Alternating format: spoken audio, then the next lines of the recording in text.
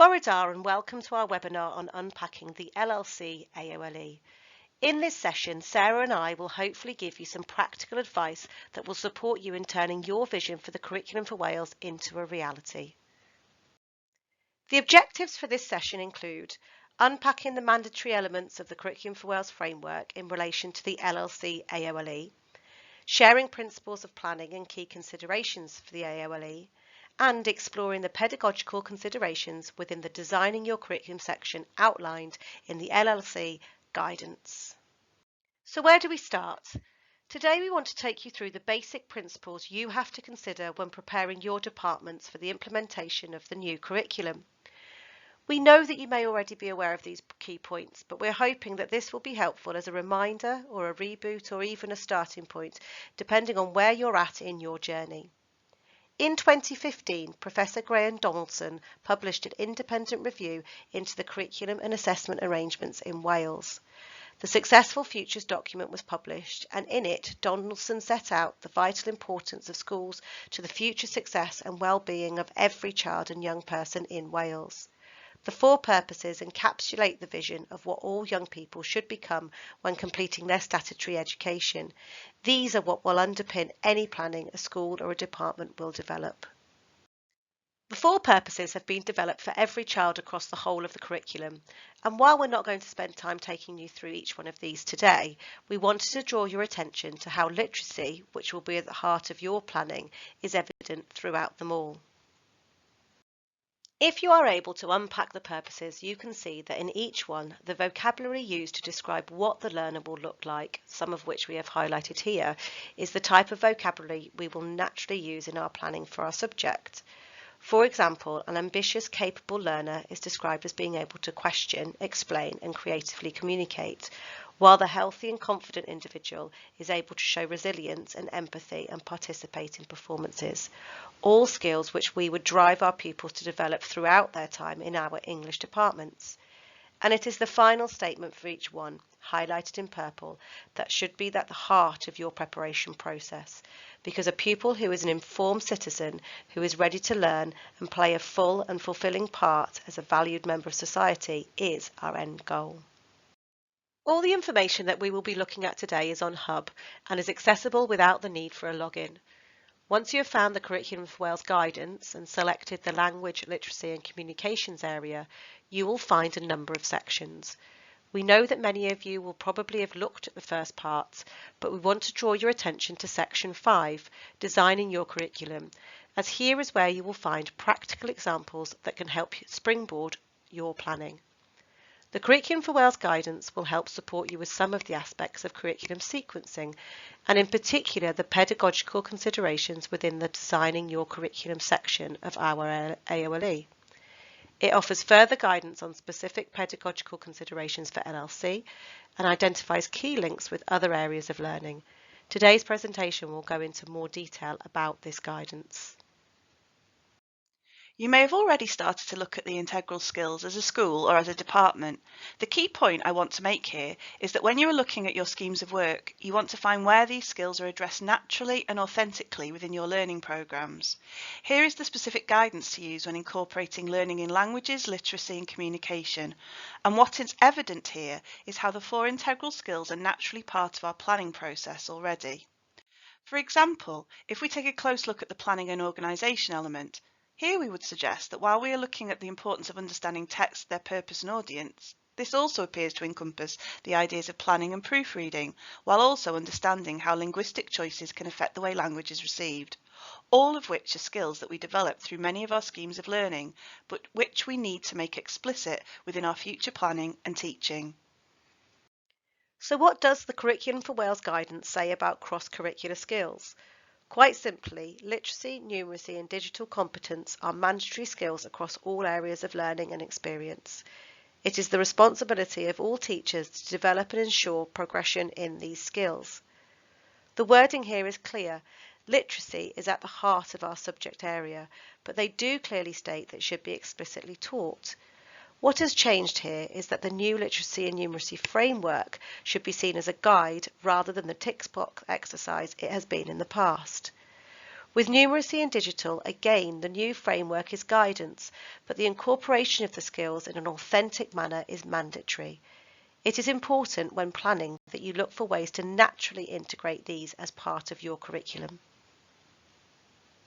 So, for example, if you were developing a unit of work on gender and looking at articles about the gender pay gap, you may find that there's a range of statistics that the pupils will need to interpret in order to develop an argument for or against the topic area. Similarly, when looking at the digital competency framework, you should find a number of ways that digital skills can be authentically used within the English classroom. For example, pupils may have been tasked with creating an advertising campaign about veganism and will work collaboratively to create a vlog that will demonstrate their persuasive skills and their creativity. Through this, the pupils have been given a natural opportunity to develop their digital competency. Next, let's look at the cross-cutting themes. The 5 cross-cutting themes should be embedded in learning across the curriculum. The key quote that we feel summarises the thought process around these themes is that they should be incorporated into your English curriculum where appropriate. Whilst you need to consider them, it is only important where it is relevant and develops the learning potential of your pupils. So you may find that you're able to incorporate the ideas of the local, national and international context on a daily or a weekly basis. However, career and work-related experiences, or RSE, may not naturally become part of your delivery, and they may instead be directed by whole school approaches to these areas. So let's just focus in for a minute on the guidance surrounding the local, national and international contexts. Having looked at the general guidance for this cross-cutting theme, on this slide we have selected a number of points that may connect naturally with your curriculum planning. Please be aware that this is not the full list, so you would be advised to look at the full guidance to establish other connections that you may be able to make. But an example we can share is when looking at the first bullet point from list selection. Allowing pupils to understand different identities, histories, cultures, perspectives and values that shape communities and societies is something that is inherently characteristic when studying any text within a class, whether it be a poem, prose or drama, fiction or non-fiction. Similarly, when looking at bullet point 5, you may find a unit that looks at the journey of the English language, that through studying the etymology of words used in modern day Wales, you have to look at the changes that may have taken place. Or if you're working in a bilingual school, you may be able to look at the Anglo-Welsh texts and look at the language choices made by the authors. In both these examples, the theme has fitted the learning and not vice versa. Now it's time to move on and consider how your planning will fit into the school's curriculum. Here's a reminder of the different curriculum models that have been referred to during previous CFW sessions. This infographic shows the key characteristics of each of the models as we move from a disciplinary model, where subjects are taught in isolation, through to an integrated, more holistic model, where the subject boundaries are blurred. We've also added a hybrid model, which is where a school may combine several of the other models to create their own bespoke curriculum. It's important to remember that it isn't the model that matters, it is the learning, and the school should select the model or a range of models that best fits their context, learners and teachers, which enables them to plan an authentic local curriculum that meets the needs of the learners and the community. Many of the curriculum plans we have seen have initially followed through the disciplinary approach for English and Maths, and so this is the model we will focus on. However, whichever model your school will follow, and this may vary throughout the school year in the teaching groups, the principles for planning will not change. The curriculum reforms require us to consider why we teach, what we teach, and how we teach. The why is the shared vision and the aspiration for learners in the school. During the curriculum design stage, schools will focus on the outer circle, why they are going to teach certain things. The examples here that can influence the why include whole school priorities, pupil voice, news items, the 4 purposes, assessment findings, individual pupil need and the school values, and these are just amongst some of the examples. The point is, there is not one driver that you have to use or one that's better than the other. All of these considerations can drive the vision and rationale for your curriculum. During the curriculum design stage, schools will have identified what their pupils should learn about at school, the values to be promoted and the types of experiences they should have. Schools have the freedom and flexibility to decide on what is best for their learners. The what is when schools consider the planning of all elements of the curriculum guidance and how they interconnect and fit together to bring about learning. As you can see in the middle circle, these include the integral skills, progression steps, descriptions of learning, cross-curricular skills, cross-cutting themes, and statements of what matters. The how is the pedagogy and the planning of schemes of learning, deciding on the best teaching approaches to maximise learning and using assessment before, during and after learning to ensure learners are making progress. The 12 pedagogical principles aren't a tick list, they are approaches which teachers have the autonomy of choosing to meet the needs of learners. Having taken the time to look at the generic considerations, we would now like to talk through some of the English subject-specific processes that you need to go through in order to create a successful curriculum plan.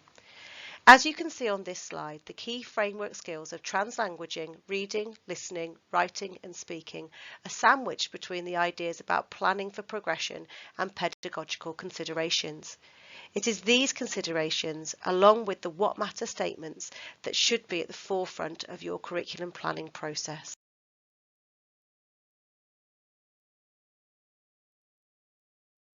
The guidance document highlights a number of questions for you to think about. One of the areas considerations highlighted are how to plan for the provisions and experiences of your pupils. The questions that are stated here are very clearly used to guide your thought process while planning your curriculum. So, for example, you might look at the current linguistic landscape of your school or cluster and how you can best use this to help your learners progress across all their languages. All of these questions need to be considered together, so you must take the time to read through these considerations carefully. Here I'm just going to give you a moment to have a little read and think about some of the points highlighted when planning for the provision and experience of your pupils.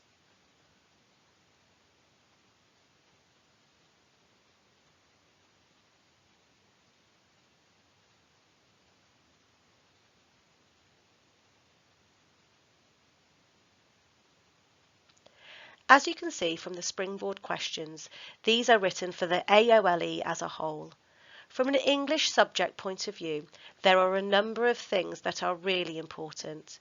Things such as how will you create an environment which encourages learners to draw upon their knowledge of a number of languages, including knowledge of language varieties, to facilitate understanding and improve communications when interacting with others. This is really important.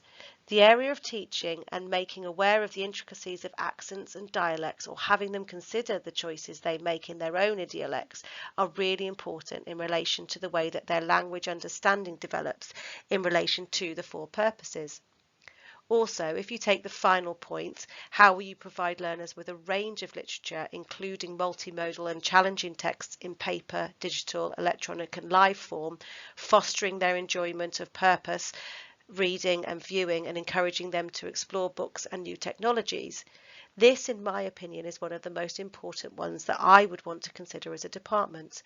The idea that you're trying to foster that enjoyment and look at the range of literature that they can use, not just written versions of text, but text they can view and read what they view, are all really exciting opportunities for you to develop and really interesting provision for your pupils. The next area of consideration would be to look at the way that you develop pupils' language skills. Again, we would like to give you the opportunity to read through these and think about how you would answer these questions within your own department.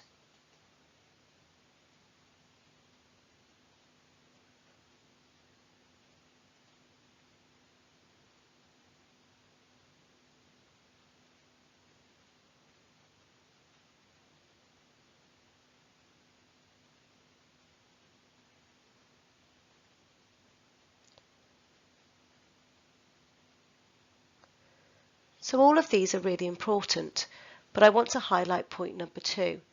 The question here is, how will you ensure rich language environments for all learners, including multilingual environments, face-to-face, via digital or written languages, as a model for improving their own language skills? Again, this is a really good opportunity for you to be really creative with this area within your departments.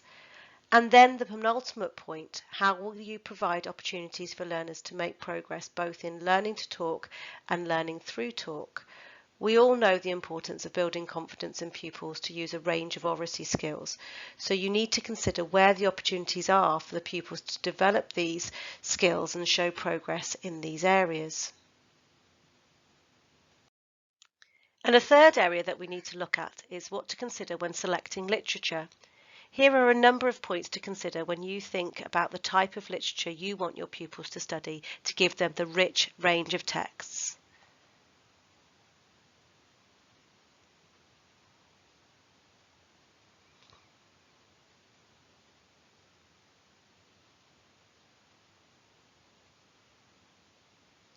Again, each bullet point requires serious consideration and should be a starting point for conversations in your departments. The penultimate point asks you to choose literature which is sufficiently rich and substantial, that engages learners intellectually and emotionally, and which can encourage them to be inspired, moved, and changed. You may have texts within your current curriculum that does this already, and you would be absolutely right to continue to use them. But this is your opportunity to play around with the types of text you use. There are no more limitations on the literature, so the end choice is yours. It is the conversations in response to these questions and the decisions that you make that will be imperative when you develop the bespoke experience within your departments. Finally, there are a number of points that need to be considered holistically across the AOLE as a whole that may have an impact on your planning for the new curriculum. We would advise that you spend some time with your international language and Welsh colleagues looking at these points in order for them to be embedded within the planning for the whole AOLE. So let's look at the What Matters statements. There are 4 statements of what matters in the LLC AOLE. Language connects us. Understanding language is key to understanding the world around us. Expressing ourselves through language is key to communication, and literature fires the imagination and inspires creativity. This diagram shows how, while they can all be considered individually, the first statement could be seen as an umbrella statement which all of the others are linked to. Once broken down, it is clear that What Matters Statement 2 is focused on developing pupils as receivers of language, while What Matters Statement 3 looks at them as producers of language. Again, this could be underpinned with the choice of text that you choose as your vehicle for study and how this helps to fire their imagination and creativity. Each of the What Matters statements has a detailed rationale which describes the destination of the learning of each pupil. These statements set out the mandatory requirements of the AOLE. This is your legal obligation when it comes to planning for your pupils' progression. A task that all departments should undertake is to unpack the statements. The importance of this is to ensure that you are clear about how the requirements of the statements are relevant to your school, your department, and your pupils. For the purpose of today's webinar, however, we will focus on What Matters Statement 4, Literature Fires Imagination and Inspires Creativity. We would like to talk you through one possible approach to unpacking this statement. Here we have taken the description and we'll be looking at what we feel the statement is suggesting the key overarching concepts are. So we decided that the phrases that stood out emphasise how we want pupils to engage with literature and appreciate the author's craft. This will mean exposing them to a variety of diverse literature texts which enable them to demonstrate empathy and spark their imagination. But fundamentally, we want pupils to build a lifelong love of literature. This is such a valuable process to take your departments through. It allows your team to become familiar with each statement within the genuine scenario of your school and department. Once you have established the key concepts in the statement, you can move towards what this will look like in your classroom. You need to consider what experiences will allow your pupils to build on these concepts. So in this example, we have highlighted the need for exposure to a range of texts. We want to plan for opportunities to bring text to life. This could be through theatre trips or author workshops. We also established that we wanted to develop flipped learning experiences to allow pupils to study text more independently. And we would look for ways for pupils to become more creative within the opportunities that we present them with. It is vital, though, that this is a process that you look at from the bespoke nature of your pupils, because the experiences will differ depending on the opportunities and experiences that are relevant to your school, locality and demographic. Some more examples of how other schools have done this for LLC and other AOLEs can be found on the GWER Support website. And finally, for this section, we have captured the types of questions that we would be asking when considering what experiences would support the development of this what matters statements. So we're asking ourselves questions such as, have we included a range of texts from across the literary canon? Are we looking for texts that reflect diverse experiences, texts which enable learners to understand the writer's craft, texts that encourage students to make a range of interpretations, or that encourage a personal response? We also have to think about range, whether we considered Gothic, pastoral, romance, comedy, tragedy, dystopia, and a range of literary styles such as prose, poetry, drama, fiction, non-fiction. We also need to plan for students to encounter and respond to literature in a variety of ways and look for texts which encourage pupils to develop their sense of empathy. Overall, we have to look for texts that inspire imagination and creativity. While these questions are in no way exhausted, they could help to promote our discussions around planning for breadth and depth in the provision that we develop for our learners. Where do the 12 pedagogical principles fit in? Why are they important? And do I need them in every lesson? The cooking analogy here on the slide exemplifies how you should be considering the principles. We know that using the best ingredients and having the right equipment will help to make your food taste delicious. But that doesn't mean that to be a good baker, you have to have the best, otherwise it'll be a failure. Good baking is about knowing what you need to do in preparation and then planning for the most suitable conditions in which to bake the cake. If the process is planned correctly, the result will be delicious. This is the same for teaching. We know that collaboration amongst students has a positive impact on skills, but this doesn't mean that you have to use paired and group work every lesson. It is ensuring that you use a range of collaborative learning styles depending on the purpose of the lesson and the needs of the learners. If done well, it can help them to become more independent and retain the learning. So the key point here is that you need to be aware of the principles, but it's vital that you choose the right ones for the right situation in order to get the best out of your pupils. It is important to visualise and then obviously plan for the progress of the learner along the learning continuum. If we take this what matters statement as a visual example, literature fires the imagination and inspires creativity, it's apparent that the learner is on a learning journey and that the learning experiences that you design for them should provide the learner with multiple opportunities to learn, develop, practice and consolidate their understanding as they move through the stages of learning, with each one building on the prior knowledge of the last. Therefore, it might be useful to consider your curriculum design plans in line with the learning continuum or journey, identifying the learning experiences that you will be providing in order to enable the learner to make progress by learning, developing, practicing, consolidating their understanding. For example, one of the features of Progression Step 4 in this One Matters statement says that a learner will explore a wide range of genres. So how will you provide this experience for learners? Which texts will you use? When will the learners explore these texts? And how will each text build upon and develop the skills that the learner has already acquired? The What Matters statement also refers to learners having opportunities to experiment with language choice and techniques for their own creative purposes, giving them chances to use their imagination and experiment with different creative forms. Therefore, as part of your curriculum design, you need to consider what these learning experiences will look like, when they will take place, and how they will enable progression based upon the development of students' prior knowledge. This will obviously be bespoke to your school, depending on its vision and context. It's important to consider how the impetus behind curriculum design has changed since the 2016 curriculum in relation to planning for the modern CFW. This list may be familiar to you. It's a set list of experiences that the curriculum of the past stipulated should be delivered to learners specifically over Key Stage 3. Similarly, the old curriculum gave specific direction about the skills that should be taught to certain age groups.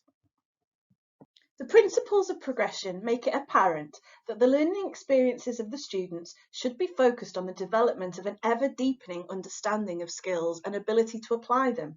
For example, in the previous curriculum, there were requirements to use a variety of forms in writing and tick the forms of writing off almost in a tick list fashion as they were covered by the curriculum. This is no longer the approach to curriculum design that should be used. You need to plan your building blocks for progression, and the curriculum has to sequentially develop breadth and depth of knowledge and understanding. So, for example, if you plan to teach Dickens in Year 7, the choice of texts across Year 8 and 9 need to allow for further progression from this point. And you should also be aware of how the choice of Dickens in Year 7 fits in the sequence of learning based on what pupils have previously learned. As you can see, there is now a different approach. Progression in learning should always be at the heart of curriculum design, rather than starting with a theme and then fitting the learning to it. In selecting curriculum content, schools and practitioners must use the principles of progression to inform their approach to progression. While descriptions of learning articulate how learners should make progress in learning around specific statements of what matters, the principles of progression articulate the broader principles of what progression means in the area as a whole. As such, schools and practitioners must use these principles to inform all learning in supporting progression. When considering descriptions of learning or a specific context, topic or experience, the principles of progression help practitioners to understand how learners should progress with greater sophistication and depth. Practitioners should also recognise that learners will progress at different paces. The focus is not on covering a checklist of content and skills anymore. It now focuses on planning a curriculum that is bespoke for your learners in your school context and in line with your school vision, enabling them to make progress along the continuum. Some of the content used in the past may still be relevant to current learners. However, the purpose of the content now needs to be considered in light of the development of breadth and depth, so that learners can deepen their understanding and consolidate their skills. Similarly, curriculum design now needs to take into account that learners within a class may be on different stages of the progression continuum and needs to consider how to support all students to make progress in an effective manner. Here is an example of the skills that will be developed as learners journey along progression step 4 from the What Matters statement, understanding languages is the key to understanding the world around us. Curriculum planning needs to establish how your learners can make progress at this stage of the continuum in line with the following consideration. What is our vision? What are the learning experiences that we will be giving to our students to learn, develop, practice these skills over a period of time? And how will we provide depth and breadth for our students? To use an analogy of progression looking like an increasingly developing spiral of learning, it's clear to see that effective planning needs to consider a range of key areas. Is provision being made for knowledge to build upon prior knowledge? Is learning linked and connected to experiences? Does it build on authentic contexts? Does it capitalise upon the cultural capital of the learners? Is it clear about how the learning experiences relate to the bigger picture? And is it utilising evidence-informed learning techniques? And does it encompass the pedagogical principles? Based on all that we have discussed today, this slide summarises the thought process that we feel you will need to go through and the considerations at the beginning stages of planning for your new curriculum. If you're further along the line and feel that you are nicely on track in your journey to rolling out the new curriculum, this is a good checklist to keep referring back to see where you're at and ensure that you're considering all the areas that we have discussed with you today. Our next session will look at progression in learning for the AOLE, and we're going to be looking at developing a shared understanding of the learning continuum that your pupils will be working on. We are hoping to have some live examples from schools and for approaches to planning and assessment in the LLC AOLE, and it also gives us the opportunity to explore effective pedagogical principles within our AOLE, as well as opportunities for approaches outside of the classroom. If any of you are willing to share your progress with the region, we would love to hear from you. The session will take place on Wednesday the 22nd of June, and there is a link to the booking form for the live sessions at the bottom of this slide. We hope that this session has been useful as a guide or a checkpoint for you and your departments. If you have any questions or suggestions for further guidance that you require, please do not hesitate to contact us. We all look forward to working with you on this in the coming months. Thank you very much.